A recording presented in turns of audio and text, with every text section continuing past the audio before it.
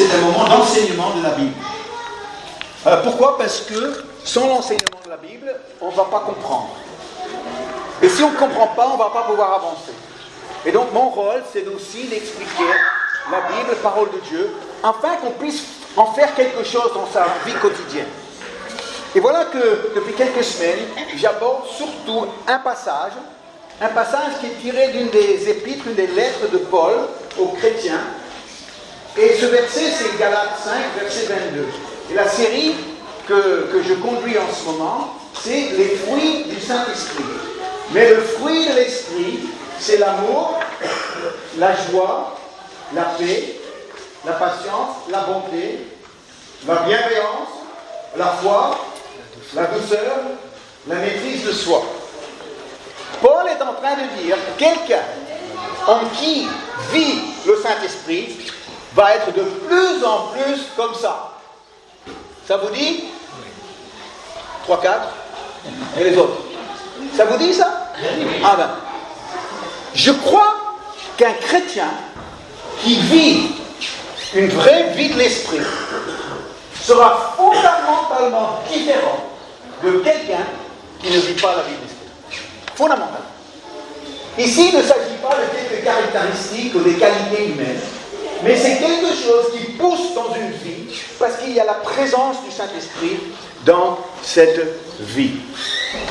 On a commencé avec l'amour. Ah, ça a bien commencé, l'amour. C'est la priorité des priorités. Aimer Dieu et aimer son prochain. Ensuite, on a vu la joie. On a toujours dit, un triste chrétien, c'est un chrétien triste. Ou un chrétien triste, c'est un triste chrétien. Il peut y avoir des moments où on est un peu sous le coup, des moments où on a une journée dure, parfois on verse une larme parce qu'on traverse des moments difficiles, mais ça n'enlève pas cette joie profonde que quelqu'un qui vit cette vie de l'esprit va connaître. Et si tu ne connais pas ça, eh bien surtout, ne quitte pas aujourd'hui sans l'avoir reçu dans ton cœur, dans ta vie. La paix.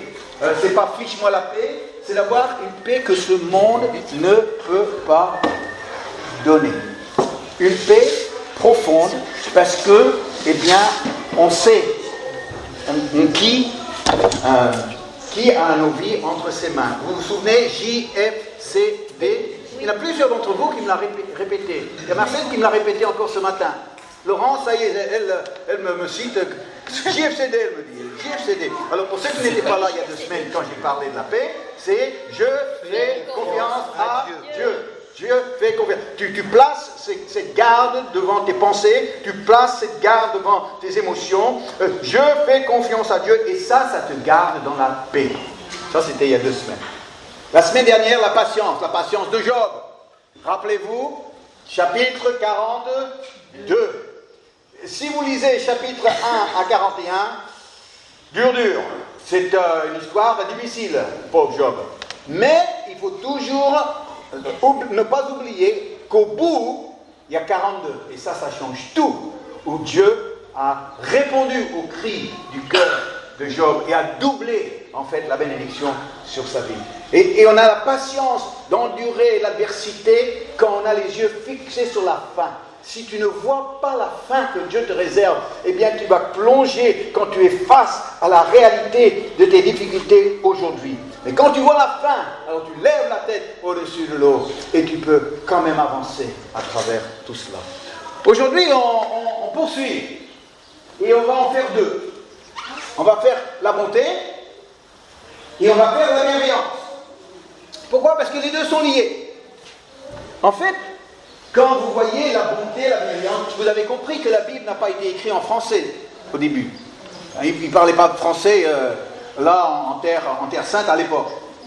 Non, ça a été écrit, le Nouveau Testament, dans la langue grecque. Et donc nos mots, en fait, sont les traducteurs qui ont choisi le meilleur mot possible pour traduire le mot grec qui est dans le texte original. Mais le mot qu'ils ont traduit bonté là aurait été mieux traduit gentillesse. Parce que le mot grec parle d'une bonté agissante. C'est comme si, c'est pas juste un état de cœur, je suis quelqu'un de bon de cœur. Non, c'est la bonté exprimée. Et la bonté exprimée, c'est la gentillesse. Donc, on va parler de gentillesse. Le deuxième mot, la bienveillance, ça c'est un joli mot, être bienveillant, mais ici on parle de l'état de cœur. Et on pourrait mettre bonté là, facilement.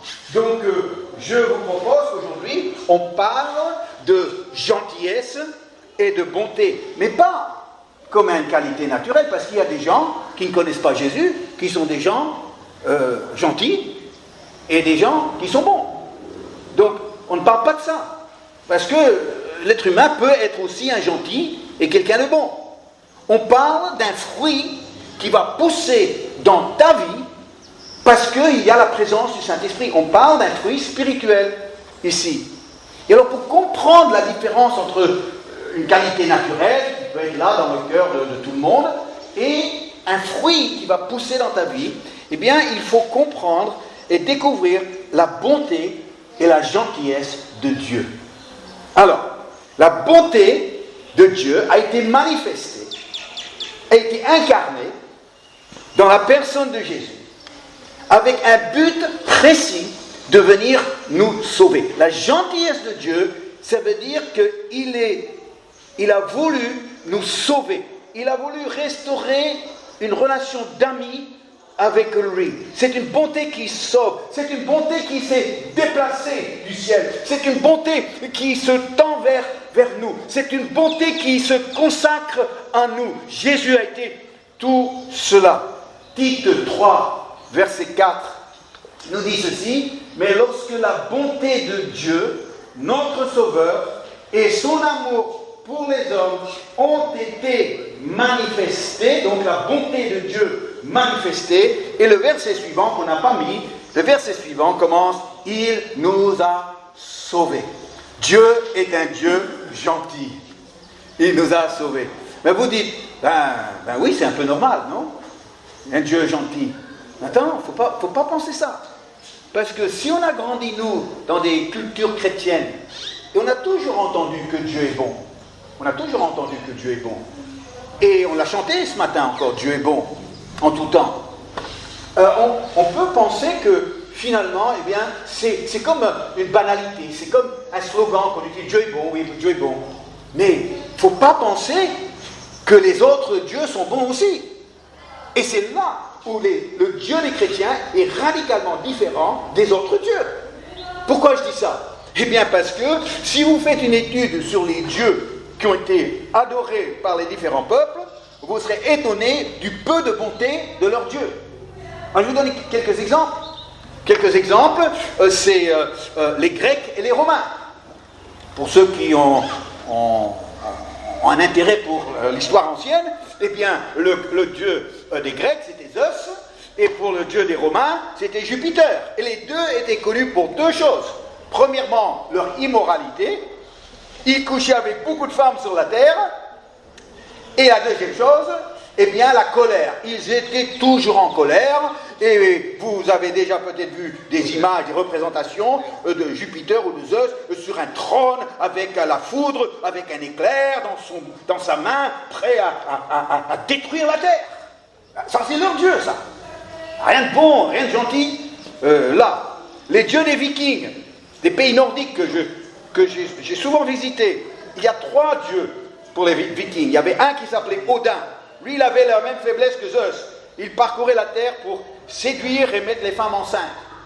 Ça, c'est quand même pas bien pour un dieu. Et là, le deuxième, c'est Thor.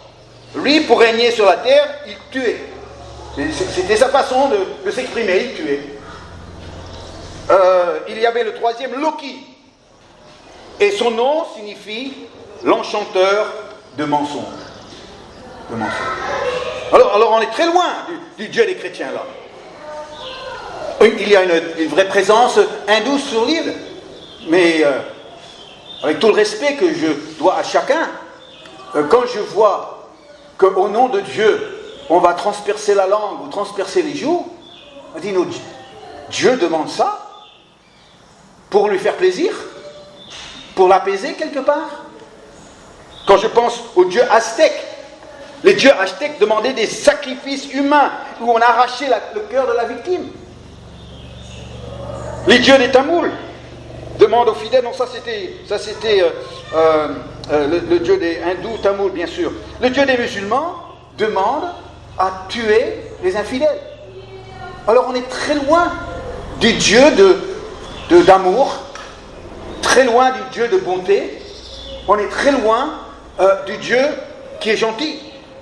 Je ne sais pas si, il y a quelques années, vous avez vu un film, les dieux sont tombés sur la tête. Est-ce que vous avez vu ça? C'était assez marrant comme film. Et tout est parti d'une bêtise. C'était une bouteille vide de Coca-Cola qui était balancée d'un avion et que les gens du village l'ont trouvée et ils étaient convaincus que c'était leur Dieu qui leur avait donné un cadeau. Et ils étaient tout contents qu'ils avaient une bouteille vide de Coca-Cola. Imaginez leur conception de Dieu, que leur Dieu ne leur offrait pas plus qu'une bouteille vide de Coca-Cola. Non mais, moi je préfère le Dieu de la Bible, hein. Moi je préfère le Dieu que Jésus nous a révélé, hein. Parce que lui, s'il allait nous lancer une bouteille de Coca, elle serait pleine. Hein? Et oui, quoique, c'est peut-être pas forcément un cadeau ça. Mais vous vous rendez compte qu'on réduit la notion d'un Dieu qui donne à des choses comme ça, et tout d'un coup on découvre un Jésus qui révèle un Dieu rempli de bonté envers nous, rempli de gentillesse envers nous, et Paul fait cette déclaration très importante dans Romains 2, verset 4, c'est une déclaration très importante. Où méprises-tu les richesses de sa bonté, de sa patience et de sa longanimité, ne reconnaissant pas que la bonté de Dieu te pousse à la repentance. La bonté de Dieu te pousse. Est-ce que vous aimez être poussé? Parce qu'ici, on a deux choses. D'abord, Dieu nous attire à Jésus. Hein, vous avez lu ça? Nul ne vient au Père, nul ne vient à moi que si le Père ne l'attire. Donc on est attiré à Jésus. Si on vient à Jésus parce qu'il est beau, il est bon, on a envie de ça. Mais il y a aussi une autre force. Cette bonté qui nous attire, c'est aussi une bonté qui nous pousse. Et là, on aime moins d'être poussé, n'est-ce pas, hein? Parce que pousser, c'est bousculer. Pousser, c'est la pression. Pousser, tu ne peux pas rester comme ça. Il nous pousse par sa bonté vers la repentance. Ça veut dire quoi, la repentance? Ça veut dire un changement de cœur, un changement de vie. Ça veut dire je suis mal à l'aise parce que c'est comme ça que j'ai vécu toute ma vie et maintenant je suis attiré à Jésus. Et cette même bonté se retourne derrière moi et commence à me pousser dans son sens. Et ça me pousse dans ce sens parce que là, c'est pas beau ce que tu as dit. Là, c'est pas bien comment tu vis. Là, tu ne devrais pas être comme ça dans tel domaine de ta vie. Et c'est la bonté de Dieu qui gentiment nous pousse à changer de vie. À changer de vie. Et vous savez, quand vous lisez ça, les richesses de sa bonté, de sa patience et de sa longanimité. Est-ce que vous savez ce que c'est la longanimité? On a l'impression que c'est quelque chose de long. Déjà, hein? Bonté, vous avez une idée, pasteur, mais longanimité. Est-ce que vous savez ce que c'est? Et moi, en relisant ça ce matin, je me suis dit, si quelqu'un me pose la question, c'est quoi la longanimité? Je ne suis pas trop sûr de pouvoir répondre. Alors, je suis allé vite avant de partir. C'était à 5 minutes avant de partir. J'ai dit, au cas où quelqu'un m'embête avec une question comme ça, eh bien, j'ai dit, je vais quand même essayer de trouver une réponse. Et alors, je suis vite allé sur mon ordinateur, et j'ai fait dictionnaire longanimité. Et c'était même pas un dictionnaire chrétien, je voulais juste au moins avoir une réponse. Et quand j'ai lu sur l'écran ce qu'il y avait, je l'ai écrit. Ah, c'était trop beau. J'ai dit, s'il y a un mot qui décrit le Dieu que Jésus est venu nous révéler, eh bien c'est le Dieu de la longanimité. Et il n'a pas un autre comme lui. Regardez ce que j'ai noté. Longanimité. Patience avec laquelle un être puissant et bon endure les fautes, les insultes qu'il pourrait punir. Vous voulez que je répète ça? Oui.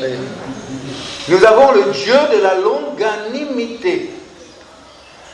Patience avec laquelle un être puissant et bon endure les fautes, les insultes qu'il pourrait punir. Eh bien, je peux vous assurer que le seul Dieu qui accepte sans punir les insultes, c'est le Dieu que Jésus a révélé. Amen. Parce que tous les autres dieux, vous les insultez, vous vous faites tuer. Vous avez remarqué? Il n'y a que le Dieu des chrétiens qui lui pardonne et qui accepte que les ennemis l'insultent et qu'il prie pour eux, Père, pardonne-leur, car ils ne savent pas ce qu'ils font. C'est le seul Dieu qui fait ça.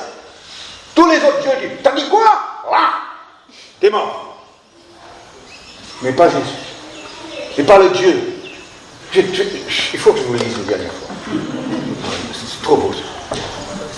Patience avec laquelle un être puissant et bon endure les fautes, les insultes qu'il pourrait punir. Mais il ne choisit pas de les punir pour l'instant. Ça, c'est le Dieu que Jésus est venu révéler. On avait besoin de lui, on ne comprenait pas qui c'était ce Dieu. Si on nous avait laissé nous concevoir notre Dieu, on aurait certainement produit le Dieu des Vikings et le Dieu des Romains et le Dieu des Grecs. Pourquoi? Parce que l'homme se fait ses dieux à lui. Et nous, s'il n'y avait pas eu Jésus pour nous montrer qui était Dieu, eh bien on serait créé un Dieu comme les autres dieux. Mais Jésus est venu pour nous révéler. On avait besoin de lui pour qu'il nous conduise vers le véritable, éternel Dieu. Qu'il nous conduise, parce qu'on ne l'aurait jamais trouvé par nous-mêmes. Quand Denise et moi, on a beaucoup circulé en France, dans les différentes villes de France, et là, on m'invitait de venir prêcher dans une église, et puis on me donnait une adresse. Et alors, on conduisait, on faisait quelques centaines de kilomètres, on arrivait dans la ville, et alors, plutôt que d'appeler, oui, c'est comment, ben, tu vois, tu fais ça, nous, ce qu'on faisait, on avait notre système. On allait au centre-ville. Dans tous les centres-villes, il y avait un plan de la ville. Dans le plan de la ville, on repérait la rue qu'on avait sur le bout de papier. Et puis, on arrivait par nos propres moyens à trouver cette adresse parce qu'il y avait un plan de ville au centre-ville. On est arrivé à La Réunion. On me demande de faire une visite. Alors, je dis, très bien, pas de problème. Je vais au centre-ville pour le plan de ville. Mais où le plan de ville? Il n'y a pas de plan de ville. Ah bon, il n'y a pas de plan de ville. Bon, écoute, je vais devoir trouver un autre système pour La Réunion. J'ai trouvé un autre système. Google Maps. Vous connaissez? Google Maps. Alors, c'était très bien. Je lisais tout ce qu'il y avait sur Google Maps. Et telle rue d'abord, et ensuite à gauche, et puis après à droite, c'est telle rue, telle rue, telle rue. J'arrive dans les parages. Il n'y a pas de nom de rue. Il n'y a pas de nom de rue.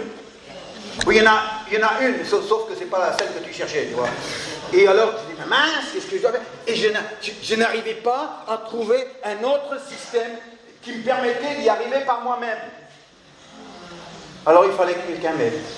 Il fallait que quelqu'un soit bon envers moi. Il fallait que quelqu'un me montre la gentillesse. Alors, j'appelais et j'ai dit, écoute, je suis devant le tel magasin. Est-ce que tu peux venir me chercher, s'il te plaît, je suis perdu. Et alors, oui, bouge pas, je sais. Et puis là, je devais attendre. Et quelqu'un arrivait dans sa bonté et dans sa gentillesse pour me sauver d'être perdu. Ça, c'est ce que Jésus a fait pour nous, d'une façon spirituelle. Mais il est venu par bonté et gentillesse, parce qu'il ne voulait pas qu'on se perde. Il ne voulait pas qu'on soit perdu pour l'éternité. Alléluia. Et comment est-ce que cette bonté agit? Pour que ça devienne un fruit dans nous. Parce que cette bonté de Dieu, eh bien, elle a besoin de commencer à pousser en nous. Cette bonté qui va avoir le cœur de voir d'autres personnes sauvées. Cette bonté d'aller vers quelqu'un. Cette bonté de tendre vers l'autre. Cette gentillesse de penser à l'autre plutôt qu'à soi. Qui vient de Dieu. Comment est-ce que ça agit? Eh bien, d'abord, c'est Dieu qui agit en nous, mais qui transforme notre nature pour que nous commençons à partager la nature de Dieu. Si je vous demande de nommer les 12 apôtres, je crois qu'on aurait peut-être un peu de mal. On en aurait peut-être 5, 6, 7, mettons, mais faire tout le tour des 12, je ne suis pas sûr, parce qu'il y a des Judas, et puis, bon. Mais il y en a deux qui étaient frères. Il y a deux qui étaient frères. Alors, trivia poursuite. Le nom des deux frères, c'était comment? Jean et Jacques. Pas Jean-Jacques, Jean et Jacques. Les fils de Zébédée. Bravo, bravo. Et Jésus a donné à ces deux disciples, ces deux qui vivaient au quotidien avec lui pendant plus de 3 ans, il leur a donné un surnom. Il leur a appelé les fils de tonnerre. Alors selon vous, pourquoi est-ce qu'il leur a appelé les fils de tonnerre? Coléreux. Eh bien parce qu'ils sont colériques. Parce qu'ils étaient colériques, ils avaient des réactions assez violentes, ils avaient des natures explosives, et donc ça a explosé très vite. Vous vous rendez compte? 3 ans avec Jésus, et Jésus, eh bien, doit encore les appeler fils de tonnerre, parce que leur caractère était vraiment pas le caractère que Jésus voulait pour eux. Ils étaient avec Jésus, mais ils n'avaient pas l'esprit de Jésus en eux. Leur réaction n'était pas la réaction de Jésus qui était en eux. Un exemple de la méchanceté de ces deux messieurs, c'était quand Jésus, allant vers Jérusalem, il voulait entrer dans un village samaritain. Les Samaritains et les Juifs, c'était comme ça. C'était comme ça, Samaritains et Juifs. Et quand les Samaritains ont vu que Jésus, juif, allait en direction de Jérusalem, Israël, et donc ils voulaient venir dans ce village, ils ont refusé l'entrée. Ils ont été rejetés. On a rejeté Jésus. Jean et Jacques, ces braves messieurs, en colère, quoi? Il ne nous laisse pas rentrer. Mais vous ne vous rendez pas compte qui on est, nous? Bon, on est avec lui, mais c'est nous aussi, hein. Si tu rejettes lui, tu rejettes nous. Alors, ils ont dit, Seigneur, est-ce que tu veux qu'on appelle le feu du ciel sur ce village pour les détruire? Non, c'est pas très chrétien, ça. Mais ils se croyaient comme Élie. Ils croyaient honnêtement, vous dites que parfois les chrétiens ils sont fous, hein. Ils croyaient vraiment qu'ils avaient la puissance d'Élie pour appeler le feu du ciel pour détruire le village. Ouais. Non seulement ça, mais ils ne se rendaient même pas compte de ce qu'ils disaient, parce qu'en détruisant le village, tous les hommes, toutes les femmes, tous les enfants, tous les vieillards, morts. Parce qu'on est vexés. Ils n'ont pas voulu de nous, eh ben, on va les détruire, voilà. Nous, bons chrétiens, on va les détruire. Jésus, quand il a entendu ça, il était sous le choc. Je crois qu'il a dû être à 2 doigts de licencier tout de suite, sous le choc. Faute grave, dégagez. Hop. Non mais franchement, tu dis, mais tu veux tuer les gens parce que tu te sens un peu vexé? Mais ça n'a rien à voir avec ce que je suis moi et ce que je voudrais que mes disciples aient. C'était des terroristes chrétiens, les 2 disciples-là. Des tueurs. Et Jésus les a repris sévèrement. Mais quelques années plus tard, Jean, l'un des 2, fils de tonnerre, eh bien, dans l'église primitive, il avait un autre surnom. L'apôtre de l'amour. L'apôtre de l'amour. Tu veux dire qu'on est passé du tonnerre à l'amour? Mais que s'est-il passé? Quel changement? Quel changement? Eh bien, pour comprendre le changement, il faut aller dans les écrits de Jean, ce fameux Jean, pour essayer de comprendre ce qui s'est passé pour que le fils de tonnerre devienne, eh bien, l'apôtre de l'amour. Et dans 1 Jean 4, j'ai pris le verset 17 et le verset 20. Tel il est, parlant de Jésus, tel il est, tel nous sommes aussi dans ce monde. Est-ce que vous pouvez dire ça? Tel il est, tel nous sommes aussi dans ce monde. C'est dans cela que l'amour est parfait en nous, afin que nous ayons de l'assurance au jour du jugement. Et regardez ce qu'il met au verset 20. C'est maintenant. Si quelqu'un dit « j'aime Dieu » et qu'il haïsse son frère, on parle des chrétiens, on parle de frères. Si quelqu'un dit « j'aime Dieu » et qu'il haïsse son frère, c'est un menteur. Alors, il est rempli de haine et en plus il ment. C'est pas beau, hein? celui qui n'aime pas son frère qu'il voit, comment peut-il aimer Dieu qu'il ne voit pas? Jean est en train de se reprendre lui-même en disant ça. Il pense à qui pendant qu'il écrit ça? Il pense à lui-même. Il se souvient de cet épisode où il voulait tuer tous ces gens-là. Il dit, comment est-ce que je peux dire que je suis Jésus? Comment est-ce que je peux dire que je l'aime? J'aime Dieu, j'aime Jésus. Et puis en même temps, vouloir du mal aux gens. Comment est-ce possible? Il parlait de lui-même. Il mesurait son hypocrisie. Et maintenant, eh bien, tout ça c'est fini. Il ne veut plus être hypocrite. Maintenant, tel qu'il est, tel nous sommes ainsi dans le monde. Moi, s'il y a une chose que j'aime, c'est de rencontrer un chrétien gentil. Un chrétien gentil. Vous dites, mais est-ce qu'on doit dire ça? Oui, parce que je connais aussi des chrétiens pas gentils. Et vous en connaissez? Oui. Allez, vous connaissez? Ah ben oui, moi j'en connais.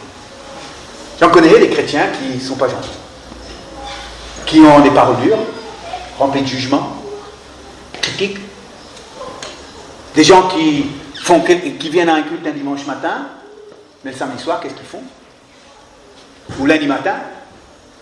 Oh, à l'église, eh bien tout le monde, oui, bisous, mais au travail, lundi matin, intraitable. J'en connais. Mais quand je rencontre un chrétien gentil, un chrétien qui tu sens qu'il n'y a rien de tordu en lui, tu sens que tout en lui est pur, même si c'est pas parfait, on ne se parle pas du chrétien parfait, je parle du chrétien qui est pur de cœur. Chrétien qui n'accepte rien, qui est en contradiction dans sa propre vie avec celui qu'il est, lui. Et ça j'aime être avec des chrétiens gentils, des chrétiens parce que quand je suis avec eux, j'ai l'impression d'être dans la présence de Jésus. Est-ce que vous me comprenez? Quand je suis avec des chrétiens gentils, quand je suis avec des chrétiens qui sont bons, eh bien, j'ai l'impression d'être avec Jésus. Je ne suis pas avec Jésus, je suis avec quelqu'un tel il est, tel nous sommes dans ce monde, présence de Jésus. Ah oui. Est-ce que vous aimez les fruits? Oui. Vous aimez les fruits? Oui. C'est quoi votre fruit préféré? Cerise? Litchi. Litchi? Quoi? Moi, hein? La banane? Pastèque. Bon, il y a du choix là. Moi, mon fruit préféré, c'est l'orange. J'en mange une tous les jours. J'ai chopé ça de ma mère. Elle en mangeait une tous les jours. Et puis moi j'aime les oranges. J'aime les oranges. Et quand elle les achète, les oranges, elle achète dans des sacs à 2 kilos, en grande surface. Vous voyez, hein? Et donc, elle ramène le sac à 2 kilos. Il y a peut-être, je sais pas, une douzaine d'oranges. Et avec les oranges, c'est un peu particulier. Parce qu'elles ont toutes plus ou moins la même forme dans le sac. Et elles ont toutes plus ou moins la même couleur. Mais à l'intérieur, c'est pas toujours la même chose. Vous voyez? Mais tu ne sais pas. Parce que pour l'instant, tout ce que tu vois, c'est la forme et la couleur. Mais c'est seulement quand tu enlèves la peau que tu vas découvrir si c'est une bonne ou une pas bonne. Il y a des oranges, quand tu l'ouvres, eh bien tu découvres qu'il y a une maladie qui a frappé ça. Et l'intérieur c'est sec, il n'y a pas de jus, c'est pas mangeable. Tout de suite tu vois ça, tu dis poubelle. Poubelle. Et il y en a d'autres, eh bien il y a du jus. Sauf que quand tu la manges, c'est pas sucré. Il n'y a pas de goût. Bon, quand je tombe sur une comme ça, je la mange quand même, mais sans grand plaisir. Sans plaisir. Mais, quand je tombe sur une bonne, et puis je prends la première part, c'est une explosion de plaisir pour mes papilles. Surtout quand elle sort du frigo. Et là, c'est une célébration de tout ce qui est bon de la nature. Et j'arrive au bout et il y a une dernière part à manger. Et je la mange presque en fermant les yeux. Et quand j'ai fini, j'ai envie d'en croquer une deuxième. Tellement qu'elle était bonne. Eh bien, vous savez, il y a des chrétiens comme ça. Quand tu es avec eux, et tu les quittes, eh bien, tu as envie d'en trouver une autre comme ça. Tellement que c'était un moment agréable. Tellement que dégager d'eux quelque chose de Jésus. Quelque chose de bon. Et moi, je peux vous dire, j'en ai vu des chrétiens passer, hein, des gens qui sont des fils de tonnerre, j'en veux plus. Moi, j'en veux pas. Et la réalité, c'est qu'ils étaient des disciples de Jésus, ils étaient avec Jésus tous les jours, ils croyaient en Jésus, sauf qu'ils étaient des fils de tonnerre. Eh bien, aujourd'hui, nous avons besoin des apôtres d'amour. Nous avons besoin des chrétiens qui peuvent dire tel il est, tel nous sommes dans ce monde. Parce que cette bonté et cette gentillesse, eh bien cette bonté et cette gentillesse, poussent en nous. Et s'il y a une chose, ça c'est une des choses que je dis, Seigneur, aide-moi à être un gentil chrétien, un gentil pasteur, quelqu'un qui est bon à l'intérieur, quelqu'un qui a une gentillesse, une bonté agissante envers les autres. Alors Colossiens 3, verset 12, c'est mon dernier verset.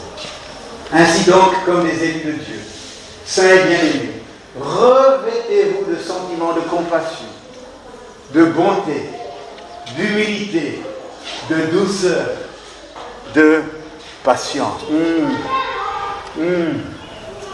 De compassion, de bonté, d'humilité, de douceur, de patience. C'est délicieux. C'est bon. Amen. J'ai plusieurs choses que j'ai envie de faire quand j'arrive au ciel. Une des premières choses que j'aimerais faire, c'est d'aller voir l'apôtre Paul et lui serrer la main. J'ai vraiment envie de serrer la main à l'apôtre Paul. Je dis, Jésus est mon sauveur, mais toi tu es mon héros. Merci. Mais une des autres choses que j'aimerais faire, c'est d'aller voir Jean. Et dire, Jean, explique-moi ce qui s'est passé entre le fils de tonnerre et puis l'apôtre de l'amour. Qu'est-ce qu'il va me dire? Il va peut-être me dire, eh bien écoute, Vincent, ce qui m'est arrivé, c'est que j'étais comme ça, et je me justifiais en disant, c'est moi, je suis fait comme ça, après tout, tout le monde est humain, et puis on n'est pas parfait. J'ai raisonné comme ça, et j'essaie de me justifier, mais un jour, je suis passé devant la glace. Et tout d'un coup, je me suis vu. Et j'ai vu ce que les autres voyaient, mais que moi, je ne voyais pas. Et quand j'ai vu ça dans la glace, j'ai tout de suite eu un sentiment de dégoût, que je ne pouvais plus être un homme comme ça. Je crois qu'il me dirait. Et de ce jour-là, j'ai pris une décision que cet homme-là, ce disciple de Jésus-là, celui-là qui avait des réactions comme ça, qui avait des paroles comme ça, qui avait des attitudes épouvantables, eh bien, cet homme-là, eh bien, allait disparaître. Et un autre homme allait naître devant cette même glace. Je peux vous dire que Dieu, c'est quand même la longanimité. Pourquoi vous me dites la longanimité. C'est la longanimité qui va te pousser. C'est la patience avec laquelle un puissant est bon et un être puissant et bon endure les fautes, les insultes qu'il pourrait punir. Mais il ne le fait pas. Il pousse. Il pousse. Il dit, Vincent, sois pas comme ça. Vincent, ne fais plus ça. Vincent, tu ne veux pas être comme ça. Tu veux que les gens voient Jésus en toi, que tu veux que les gens voient ces beaux fruits de l'esprit dans ta vie. Eh bien maintenant, je te pousse gentiment à la repentance.